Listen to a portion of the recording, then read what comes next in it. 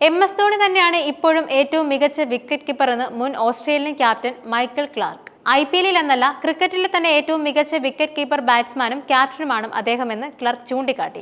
ജിയോ ഹോട്ട്സ്റ്റാറിനോടായിരുന്നു അദ്ദേഹത്തിന്റെ പ്രതികരണം. ചെന്നൈ ക്യാപ്റ്റനായി ധോണി തിരിച്ചെത്തിയതിന് പിന്നാലെയായിരുന്നു ക്ലാർക്കിന്റെ പരാമർശം. ഇപ്പോഴും ഏറ്റവും മികച്ച വിക്കറ്റ് കീപ്പറാണ് അദ്ദേഹം. അതിനാൽ അദ്ദേഹം ഇതിനകം തന്നെ തന്റെ വിക്കറ്റ് കീപ്പിംഗ് മികവും നായക പാഠവും ചെന്നൈ ടീമിനായി സംഭാവന ചെയ്യുന്നുണ്ട്. അത് വളരെ പ്രധാനമാണ്. അദ്ദേഹത്തിന് അല്പം റൺസ് നേടാൻ കൂടി കഴിയുമെങ്കിൽ അതൊരു ബോണസ് ആണ്. അദ്ദേഹം വളരെ നന്നായി ബാറ്റ് ചെയ്യുന്നതായി തോന്നുന്നുവെന്നും ക്ലാർക്ക് പറഞ്ഞു. ധോണി എവിടെ കളിച്ചാലും എപ്പോഴും ഒരു നേതാവാണ് എന്നും, പക്ഷേ ഇപ്പോൾ അദ്ദേഹം ഔദ്യോഗികമായി നായകനായി തിരിച്ചെത്തിയിരിക്കുകയാണ്. ക്യാപ്റ്റൻ സ്ഥാനം ഉപേക്ഷിക്കാനുള്ള തീരുമാനത്തിന് 2 വർഷത്തിന് ശേഷമാണിത് സംഭവിച്ചിരിക്കുന്നത്. അതിനാൽ തന്നെ പ്രതീക്ഷകളും സൂക്ഷ്മ പരിശോധനയും എക്കാലത്തേക്കാളും ഉയർന്നതായിരിക്കുമെന്നും അദ്ദേഹം ചൂണ്ടിക്കാട്ടി. ഈ സീസണിൽ ബാറ്റിംഗിൽ അത്ര മികച്ച പ്രകടനം നടത്താൻ ധോണിക്കായിട്ടില്ല. അദ്ദേഹത്തിന്റെ ബാറ്റിംഗ് ഓർഡറും ഈ സീസണിൽ വിമർശിക്കപ്പെട്ടിരുന്നു. പിന്നാലെ പഞ്ചാബ് കിങ്സിനെതിരായ അവസാന മത്സരത്തിൽ ധോണി 5ാം സ്ഥാനത്ത് ബാറ്റ് ചെയ്യാൻ ഇറങ്ങി. പക്ഷേ അപ്പോഴേക്കും ആവശ്യമായ റേറ്റ് ഓവറിൽ 17 റൺസിലെത്തിയിരുന്നു. ധോണി നേടിയ 12 പന്തിൽ 27 റൺസ് ജയത്തിന് മതിയാവുന്നില്ല.